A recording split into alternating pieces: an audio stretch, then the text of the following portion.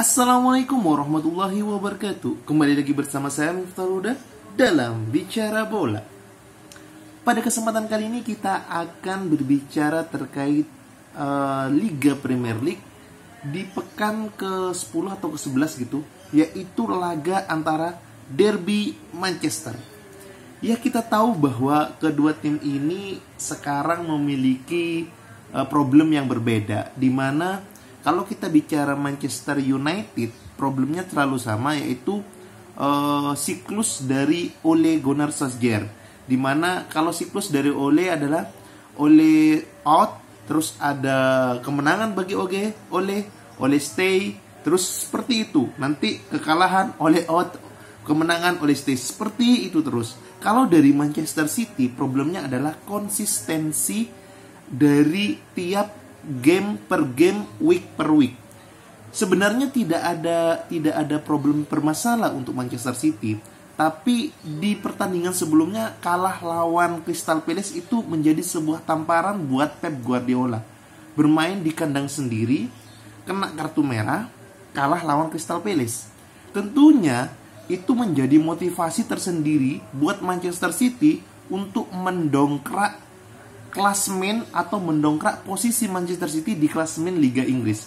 Dan pembuktian itu dilakukan di Old Trafford, Derby Manchester. Kita tahu bahwa Manchester City itu berada di posisi ketiga sebelum pertandingan dimulai. Dan kita tahu bahwa Manchester United sempat mengalami imbang di Liga Champions melawan Atalanta di pertengahan pekan. Dan City menang 4-1 lawan Club Brugge di kandang sendiri. Tentu kedua pemain atau kedua kesebelasan ini menjadi motivasi tersendiri untuk menang di laga derby. Akan tetapi kemenangan milik dari Manchester City. Ya, kalau kita melihat dari skema dari pemain yang diturunkan oleh kedua tim, oleh Gunnar Solskjaer tetap menurunkan 3 back. Karena 3 back ini mampu menang saat melawan Tottenham Hotspur dan mampu imbang saat melawan Atalanta di kandang Atalanta. Tentunya 3 back ini didukung oleh 2 wing back yang sangat cepat, terus 3 lini tengah yang sangat piamik, dan 2 striker mereka yang sangat house goal, yaitu Greenwood dan Cristiano Ronaldo. Nah, di City tetap mengandalkan 4-3-3 false nine, dan terbukti false nine yang diturunkan oleh Manchester City sekarang adalah false nine dengan Kevin De Bruyne, di mana sayap mereka itu diturunkan adalah Phil Foden dan Gabriel Jesus. Sempat sebelum pertandingan Pep Guardiola mengatakan tidak akan menurunkan Jack Grealish di menit-menit awal atau di starting 11. Karena apa? Karena Pep ingin bermain di mana wingnya atau wingernya, selisih sayapnya itu diisi oleh pemain dengan kaki naturalnya. Sayap kiri diisi dengan pemain kaki kiri, sayap kanan diisi dengan pemain kaki kanan, dan dipilihlah seorang Gabriel Jesus dan seorang Phil Foden. Dan terbukti ketika 2 pemain ini ditaruh di sisi sayap, mereka lebih melebar, sehingga permainan dari Manchester City itu banyak menusuk dari tengah ke samping, bahkan cut inside ke dalam. Itu yang dilakukan oleh Manchester City selama Derby Manchester pada pertandingan malam tadi, di mana Phil Foden agak melebar ke sisi sayap, sedangkan Gabriel Jesus agak melebar ke sisi sayap sebelah kanan. Sedangkan Joao Cancelo dan seorang Kyle Walker mampu untuk menusuk ke lini tengah. Kevin De Bruyne, Bernardo Silva, serta Ilkay Gundogan mampu untuk masuk ke sisi celah dari pertahanan Manchester United. Ketiga pemain ini sangat fleksibel di dalam atau di depan kotak penalti lawan, sehingga membuat Manchester United keteteran di situ. Ya, walaupun jatuhnya 5 center back atau 5 lini pertahanan dari Manchester United dengan mengandalkan gaya bermain wide, itu membuat 5-5-nya itu keteteran. Terbukti sejak menit awal sudah digempur gawang dari De Gea, sehingga mampu untuk menyulitkan Manchester United untuk bergerak.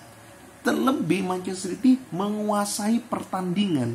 Bahkan di menit-menit awal, menit ke-6, itu terjadi gol bunuh diri dari seorang Eric Bailly, di mana antisipasi umpan crossing dari seorang Joao Cancelo tidak mampu dihalau sehingga bola terpelintir ke dalam mulut gawang David De Gea. Ini membuat bahwa pertandingan dari Manchester City dengan melawan Manchester United ini membuat seru, membuat decak kagum. Dengan kombinasi lini sayap dari Manchester City, baik Joao Cancelo dan seorang Phil Foden, baik Gabriel Jesus dan seorang Kyle Walker, itu mampu berjalan dengan ritme yang sangat cepat. Ditambah Kevin De Bruyne yang mampu akselerasi di depan kotak penalti sehingga mampu membuat Bernardo Silva maupun Ilkay Gundogan untuk menusuk ke dalam kotak penalti. Tentunya Pep Guardiola sadar dengan 5 pertahanan atau 5 pemain bertahan dari Manchester United, makanya Pep Guardiola memberikan gaya bermain wide dengan kaki terbaik mereka, di mana sayap kiri Phil Foden dan Gabriel Jesus menjalankan perannya masing-masing.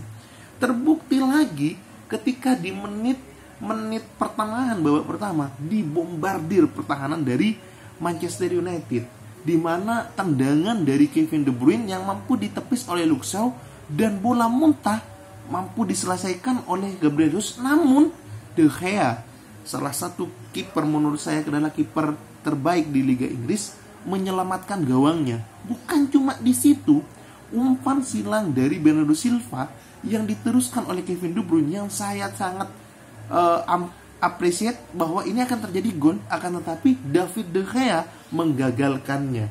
Terbukti baru David De Gea kebobolan di menit-menit terakhir akibat salah antisipasi dari Luke Shaw, di mana bola umpan crossing dari Joao Cancelo salah antisipasi oleh Luke Shaw dan Bernardo Silva memanfaatkannya.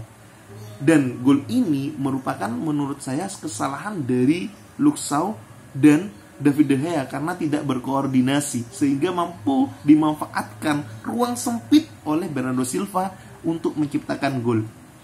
Ya, di babak pertama skor 2-0.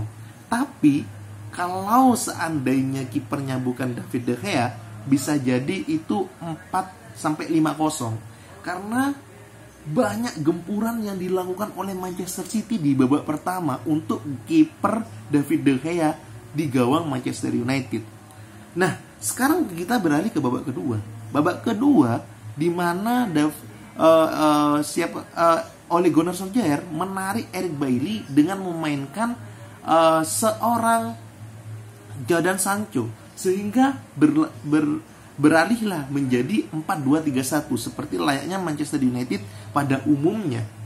Tapi Pep Guardiola tahu ketika 4-2-3-1 dari kubu lawan, Pep Guardiola lebih banyak mengandalkan lini tengahnya menguasai bola, di mana Joao Cancelo, Kevin De Bruyne, Kyle Walker itu membuat trio di tengah dengan Rodri tentunya sebagai penetralisir.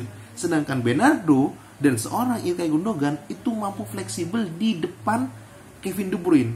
Dan apa tugas dari Gabriel Jesus dan seorang Phil Foden itu hanya untuk cut inside ke dalam, sesekali untuk melakukan shooting, sesekali untuk melakukan umpan tarik kepada lini kedua. Dan terbukti dengan gaya bermain seperti itu, Manchester United kewalahan. Manchester United habis akal untuk meraih bagaimana cara menyerang atau mengantisipasi serangan dari Manchester City. Karena terbukti sejak babak kedua dimulai, Manchester United itu seakan kalang kabut. Sesekalilah untuk menyerang ke dalam atau ke lini pertahanan dari Manchester City. Akan tetapi duet John Stone dan seorang Ruben Dias mampu mematahkan serangan dari Manchester United. Dan penguasaan lini tengah terbukti banyak sekali yang dihasilkan oleh seorang Rodri, Kevin De Bruyne dan Ilkay Gundogan. Lini tengah sangat solid sekali. Bahkan dari menit dari menitnya 75 sampai 90, 15 menit bola dikuasai oleh Manchester City. Apa nggak kaget dari seorang Ole Gunnar Solskjaer untuk alih-alih memenangkan pertandingan untuk mencetak gol saja sulit? Tentu dipertanyakan, apa taktik yang pas untuk Manchester United saat ini? Tapi apapun itu, Manchester City menang 2-0 di akhir pertandingan dan mendongkrak Manchester City melaju ke peringkat kedua dengan menjaga asa poin dari peringkat pertama. Walaupun Liverpool belum main, akan tetapi kemenangan derby patut kita rayakan. Manchester is blue, derby milik Man City di musim ini. See you.